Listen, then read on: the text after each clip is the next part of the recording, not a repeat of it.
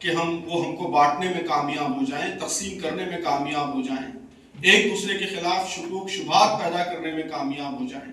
ہماری لڑائی دہشت گردی کے خلاف ہونی چاہیے، ظلم کے خلاف ہونی چاہیے، وائلنس کے خلاف ہونی چاہیے، اور پورے ملک کو متحد ہو کر یہ لڑائی لڑنی چاہیے۔ ایسے واقعات کے بعد ڈیوائیڈ کرنے کی، لوگوں کو ہراس کرنے کی اور کمیونٹیز کے درمیان پولرائزیشن پیدا کرنے کی ہر قسم کی کوشش، چاہے وہ میڈیا کی جانب سے ہو، پولیٹیشنز کی جانب سے ہو، سوشل میڈیا کی جانب سے ہو، کسی کی بھی جانب سے ہو، اس کی ہم سب کو مل کر مذمت کرنی چاہیے۔ تو یہ 4 باتیں ہم نے لال قلعے کے واقعے کے حوالے سے بیان کی۔ دوسرا جو امپورٹنٹ ایشو ہے وہ دلی کا ایئر پولیوشن ہے، خاص طور پر دلی کا، باقی ملک کے اور شہروں میں بھی یہ مسئلہ ہے۔ جب بھی ونٹر آ جاتا ہے یہ مسئلہ پورے ملک میں بہت ہی شدت کے ساتھ ابھرتا ہے۔ تو ہم نے اس میں اہم بات یہ کہی ہے کہ اس مسئلے کو جس طرح ٹیکل کیا جا رہا ہے کئی سالوں سے، کہ اس کو صرف ایک ایپیسوڈک ایشو، ایک وقتی مسئلے کے طور پر دیکھا جاتا ہے۔ ونٹر آنے سے پہلے اچانک ایک پینک کریٹ ہو جاتا ہے کہ ٹریفک کم کرو، جنریٹر بند کرو، کنسٹرکشن بند کرو، فلاں کرو، اور پھر جیسے ہی ختم ہو جاتا ہے پھر زندگی نارمل ہو جاتی ہے۔ تو ہم سمجھتے ہیں کہ اس طرح آپ 100 سال تک بھی کرتے رہیں گے مسئلہ حل نہیں ہو سکتا۔ مسئلے کو حل کرنے کے لیے sustain long term policy issues کی، پالیسی میجرز کی ضرورت ہے۔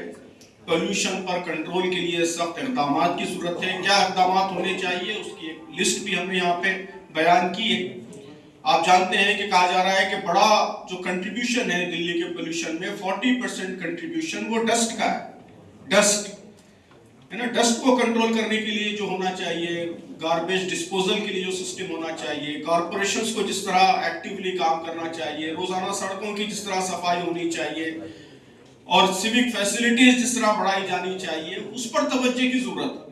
وہ چھوڑ کے آپ صرف 3 مہینے جنریٹر بند کر دیں اور فلاں بند کر دیں تو اس سے مسئلہ حل نہیں ہو سکتا۔ تو ہم نے حکومت سے مطالبہ کیا ہے کہ سائنٹیفک طریقوں سے اس مسئلے کے حل کے لیے جو تجاویز دی جا رہی ہے ان تجاویز پر سختی سے عمل کیا جائے۔ اس کو صرف ایک پولیٹیکل ایشو نہ سمجھا جائے، یہ لوگوں کی زندگیوں کا مسئلہ ہے، بچوں کی زندگیوں کا مسئلہ ہے، آنے والی نسلوں کا مسئلہ ہے۔ اس کو حل کرنے کے لیے جو سیریسنس چاہیے اس سیریسنس کا حکومت کو مظاہرہ کرنا چاہیے۔ تیسرا جو ایشو ہے وہ وقف پراپرٹیز کے رجسٹریشن سے متعلق ہے۔ آپ جانتے ہیں کہ آج اس کی آخری تاریخ ہے۔